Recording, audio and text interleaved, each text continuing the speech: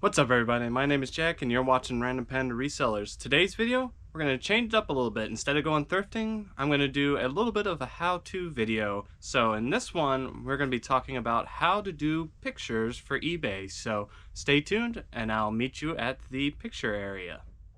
Alright, we're at the picture area, and the first thing I'm going to show you about taking pictures of is shoes and miscellaneous items. So stay tuned and I'll go get the first item. So our first item are going to be these brand new Doc Martens. So I'm going to just show you some quick tips of the best way to have your shoes out. If you have boxes or shoes, brand new shoes with the box here, some of the different ways you can do it is you can do it on the top of the box, just kind of like this. Y'all can kind of see that. You can kind of do it like that, or you can do it without the box. So the first thing I'm going to talk about is this. When you're doing pictures of shoes, is first and foremost, make sure that everything is connected together. So make sure the laces are all nice, or the button-ups like these are. Another thing is, since this is missing one of the sleeves, I'm probably just going to take out this one.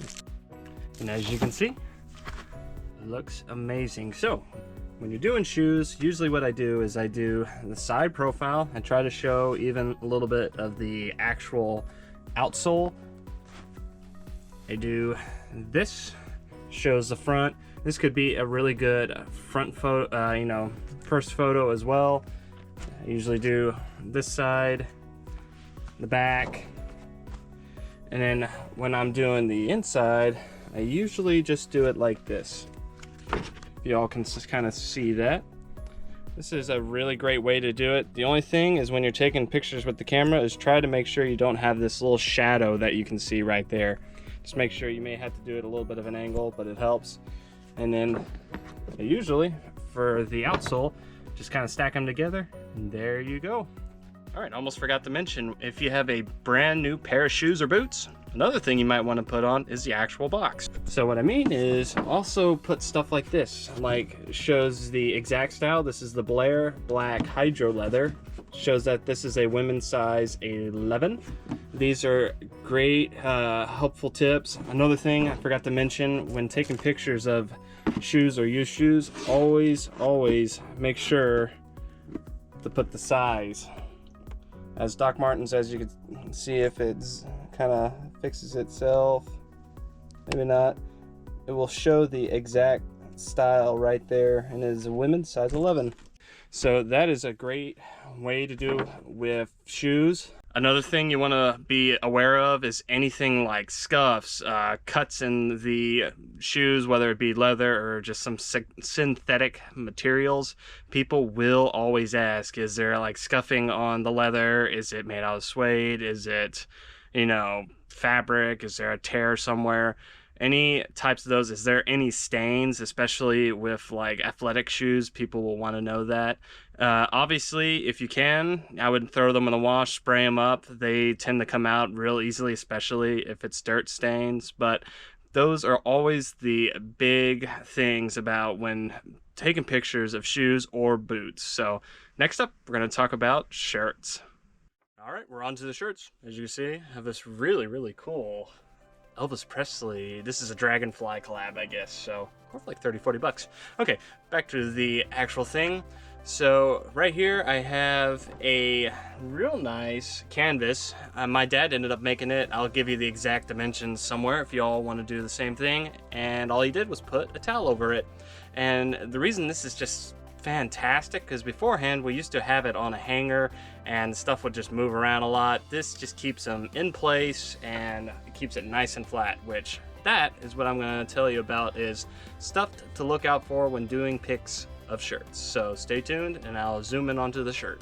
All right, so first thing first, when you're about to take a picture of the front photo, if you don't know, the front photo is the most important, because I will say like 75-80% of the people will only look at your first photo. So first thing when you're doing it, make sure that the sleeves look nice instead of being all, just kind of like that.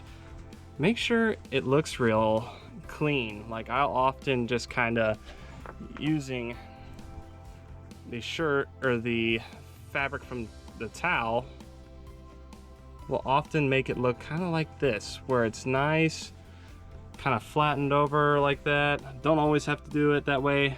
I'll make sure I'll just snap and it'll be all nice. Just look like this, as you can see, nice and smooth. It's not super wrinkled. That's just one of the things I used to be terrible about, is the sleeves would just look terrible. Another deal I'll have is a lot of the time when you first put it on there, the item will kind of look like this. As you can see, I'm kind of making it to where you can see this, where the back is further down than the front. 95% of the case, it is not how the shirt was designed. When that happens, just make sure to clean up the collar.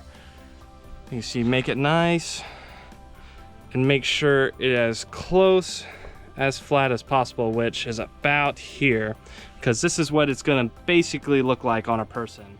You don't want it to be all messed up in the collar. That's just a big issue. Another thing is always look up for the buttons. If it's a button up or if it just happens to have button pockets, any of that, make sure to close them all up. If you don't, you're gonna get a ton of questions asking, hey, is it missing a button?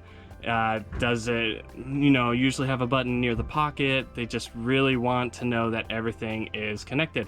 Another is check for this. If you don't know, this is called a loop collar, and it just goes to there. And stuff like brands like Polo Ralph Lauren, if you put loop collar or Pendleton, they actually will be worth more a lot of the time. So definitely, if you ever see any weird styles on your shirt, definitely look them up.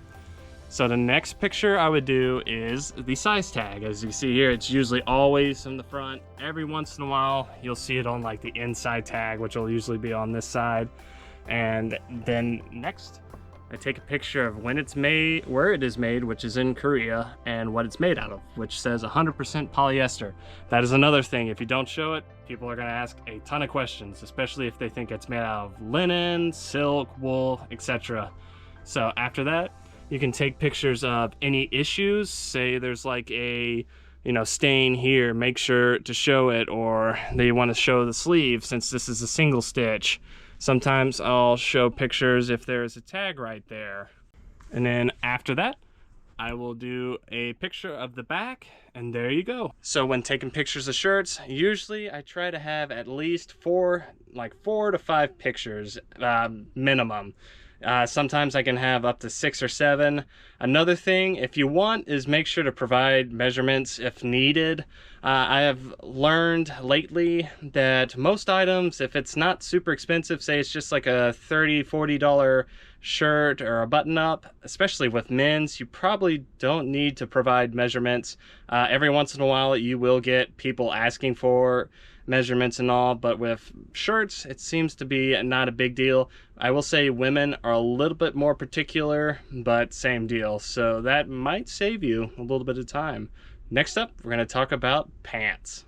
So first thing first, when you're taking pictures of pants, the first thing I would always check is make sure that both pant legs are aligned. As you can see, it is right in the middle from that hanger. A lot of times you'll see when you just do it real quick that, say, this part will be over on this side, making it kind of look like, say, this, where the items will be over to this side. Second, in this case, this has a zipper. If there are any zipper pockets on, going down like that, off the side, make sure they're zipped up. You just really don't want them to look really unprofessional looking like that, especially if people can't see the zipper, and then people are gonna be like, hey, is there a zipper on this, or did they lose the zipper on it? So that is how I usually do it. The first thing is make sure it is nice and flat as possible. People don't like wrinkles, if y'all don't know that. As you can see, nice and flat. Usually I will have in portrait mode to do it. Nice second one picture will be usually of the cuff, is what I usually call it, or the pant open or leg opening. A lot of the times, if you don't know, like jeans and stuff that's been pre-owned, will often have a little bit of wear on here, and people are really going to want to know if there's any issues. And then third picture is I provide the inseam measurement using a measuring tape. I'll show a picture of that here on my left side. People are really wanting to know on the inseam. If you don't know, the inseam basically is just for the size of how tall a person is. So for women, you'll often see the inseams being like anywhere from 27, 28 to like 32. Men's can go from like 30 to 36, 38. So people will definitely ask you if you do not provide the inseam. They'll be say, hey, how tall do these pants go? Are they super short? Are they super long? That's just a big thing I've noticed. Another measurement you can provide is the rise. Women are more particular than men on this, I've noticed. They'll wonder if it's, you know, a high rise, low rise, mid rise, you know. A lot of the times you can tell on the pictures. I don't personally provide the rise, but that's one thing you could also take a picture of. And a fourth thing is also, or third thing would be the leg opening, but most people can tell from the pictures. The next picture is I flip it up to the back, and first picture is I usually just take a picture of the buttocks area. As you can see here, you don't have to, that's just a preference. I also take pictures of labels, and just so people can see it. Sometimes the labels will be a little bit kind of messed up, so always double check for that. After that, I get a picture of the whole thing, and then after that, I take pictures of the inside tag, which always, for the most part, shows what is made out of. This one, if y'all can kind of read that, may not be allowing you, says 94% polyester, or sorry, 84% polyester, 16% elastane. I always provide that, and I also show the size tag, which this one may or may not provide that. Let's see. Also, if you see stuff like this, Polar Tech, you can also take pictures of it. Just lets people know if it's for, like, you know, summer or winter. In this case, as you can see, could not find the size tag on that. If that is an issue, a lot of times I will just show all the measurements on my little whiteboard. If you don't know, I'll show it right here with the measurement or something like that. It's very convenient. If you don't know, you just get a whiteboard. You can just kind of put all the measurements and then put the exact, you know, say it's a 28 by 24, and then you can wipe them off and just reuse it several times. Like I said, the only time I really provide all the measurements is if it's kind of like Lululemon, where it doesn't provide the measurement. People are gonna have to know. Same with you. You can't just kind of guesstimate. Make sure to put those measurements on there. I would say that's probably a size small or medium. But if it does have the size tag, make sure to take a picture. All right, lastly, are hard good items. Okay, so for hard good items, I will often just put it on here. As you can see, it's just got this paper towel on here, or sorry, towel over this kind of thick paper. And when you're doing this, make sure there's no big shadows on the item, because if there is, it's gonna cause issues with the, you know, the color of the item. So when I am doing anything like this, where it's brand new sealed, I'll usually take a picture of the front. As you can see, if it has it kind of like that, I'll take a picture of the front, or the up here. I'll take a picture of the sides, picture of the back, and then always the bottom. And sometimes if you can't see the barcode, I try to provide a photo there, because people will want to know the barcode, you know, the barcode number, which can also help you find the item. So yeah, when you're taking pictures of anything like that, if it's brand new, it's pretty easy. Obviously, just take, you know, 5-6 photos of each side. People are gonna kind of want to know, is there any damage on the box? If it's cardboard, is it fraying anywhere? Is it ripped?